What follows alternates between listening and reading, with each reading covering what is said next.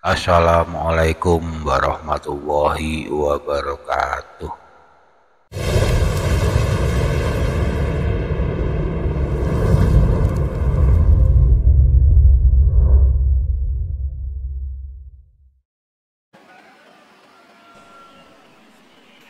Nabi Wah Idris alaihissalam adalah putra dari Nabi Sis, eyang bapaknya Nabi Nuh yang bernama Anuh.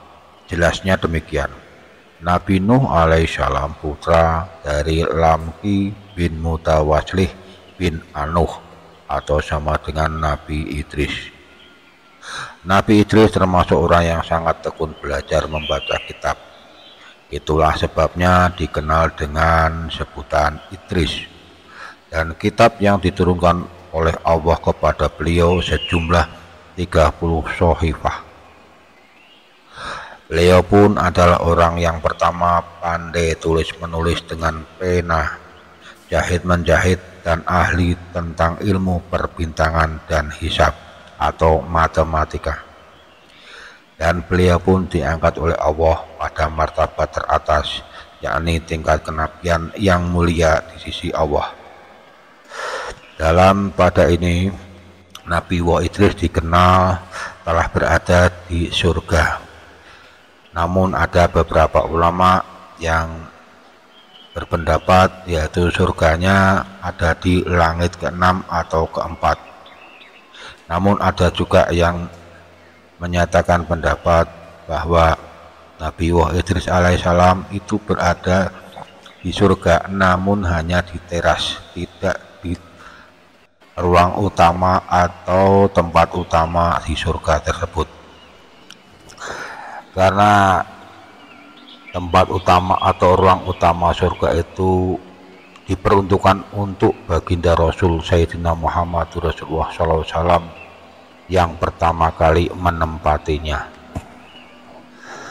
Ada yang menjelaskan bahwa faktor penyebab Nabi Wah Idris alaihissalam diangkat ke surga ialah berkat amal setiap hari dan malamnya diangkat, di mana amal taat itu sejumlah amal taatnya penghuni dunia.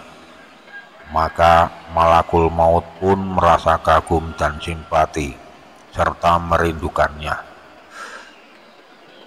Malakul maut memohon izin kepada Allah Subhanahu wa taala untuk mengunjungi Nabi Idris alaihissalam.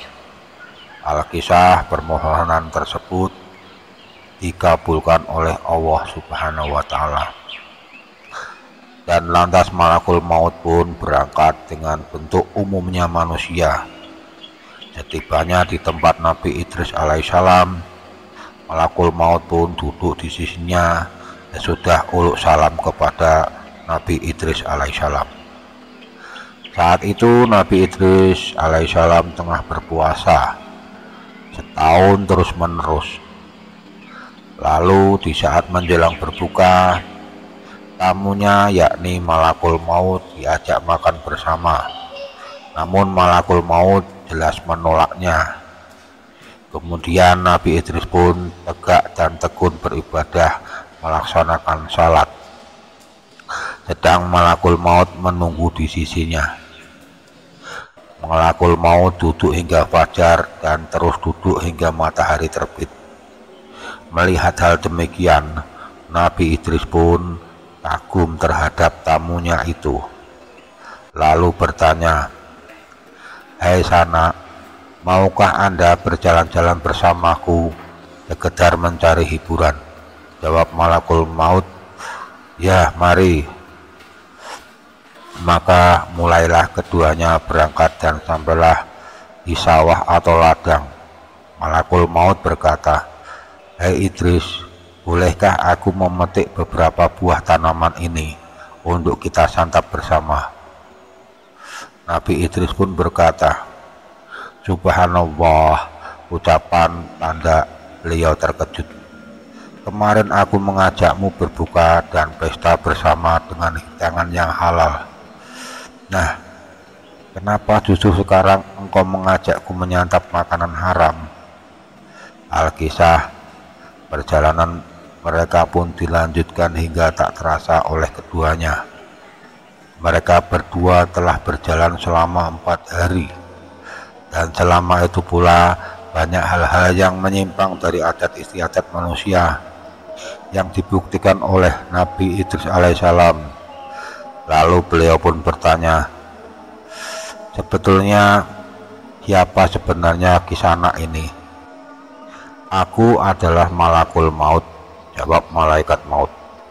Maka Nabi Idris pun bertanya, wah, berarti engkau yang biasa mencabut nyawa itu ya? Jawab Malakul Maut, ya, tepat sekali dugaan Anda. Maka Nabi Idris pun berkata kembali, sejak 4 hari engkau bersertaku, apakah selama itu engkau juga mencabut nyawa manusia? Jawab Malakul Maut, ya, banyak nyawa manusia yang kucabut selama itu. Dan hal ini bagiku merupakan hidangan, sebagaimana Anda menghadapi sesuap makanan. Kemudian Nabi Idris pun bertanya, hei Malakul Maut, kehadiranmu padaku itu sekedar untuk mengunjungiku atau hendak mencabut nyawaku? Jawab Malakul Maut, aku sekedar ziarah atas seizin Allah Subhanahu wa Ta'ala. Baiklah kalau begitu, aku ada perlu denganmu terkait dengan profesi dan tugasmu. Jawab Malakul Maut, Anda memerlukan apa dariku? Maka Nabi Idris pun berkata, aku hendak membuktikan rasa pedihnya maut. Untuk itu cabutlah rohku, kemudian engkau memohon kepada Allah agar Allah menghidupkanku kembali. Jawab Malakul Maut, wah, tidak berani Nabi Idris, sebab setiap orang yang kucabut rohnya pasti ada izin dari Allah.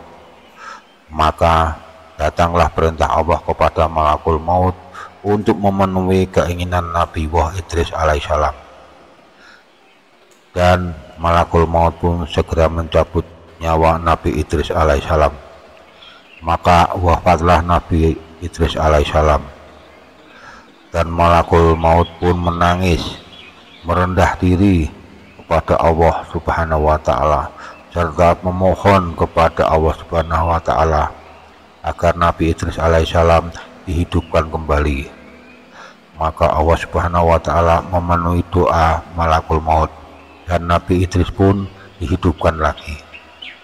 Ketika ditanya tentang pedihnya maut, Nabi Idris alaihissalam menjawab, sungguh sangat pedih rasanya, seperti hewan dikuliti, dikupas kulitnya dalam keadaan hidup, itu pun masih dilipatkan 1000 kali pedihnya.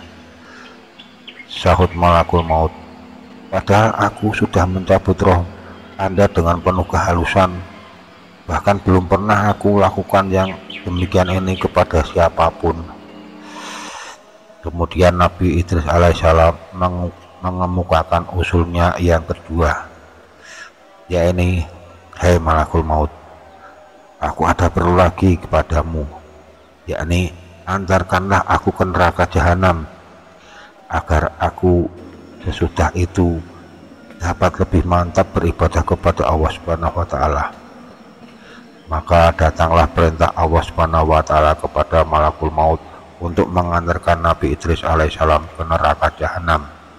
Sampai di sana Nabi Idris alaihissalam melihat berbagai alat untuk menyiksa orang-orang yang menentang Allah Subhanahu wa Ta'ala, mulai dari rantai, belenggu-belenggu, hewan ular, kala, api, kayu gaharu, kayu zakum, dan air mendidih, yang semua itu disediakan bagi mereka.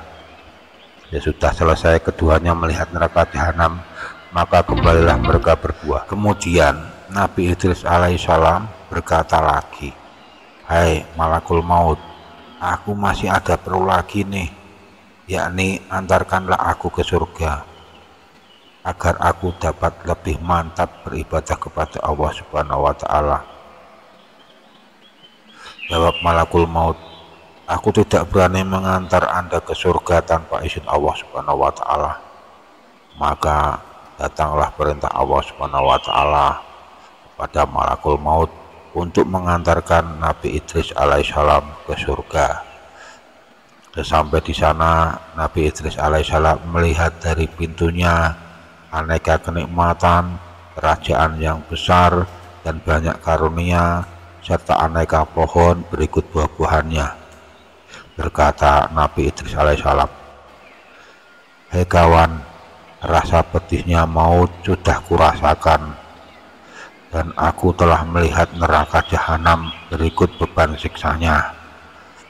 Maka sudilah kiranya engkau berdoa agar aku dapat diizinkan memasuki surga dan minum airnya, untuk melenyapkan rasa pedihnya maut dan terkejutnya akibat melihat neraka jahanam." Lalu Nabi Idris pun masuk sesudah diizinkan oleh Allah Subhanahu wa Ta'ala memasuki surga, tapi harus segera keluar. Namun beliau meletakkan kedua sandalnya di bawah pohon di surga. Sesudah itu beliau keluar seraya berkata, "Hei kawan, maaf, sandalku tertinggal di surga dan aku harus kembali untuk mengambilnya." Maka Nabi Idris alaihissalam pun masuk lagi, akan tetapi tidak mau keluar.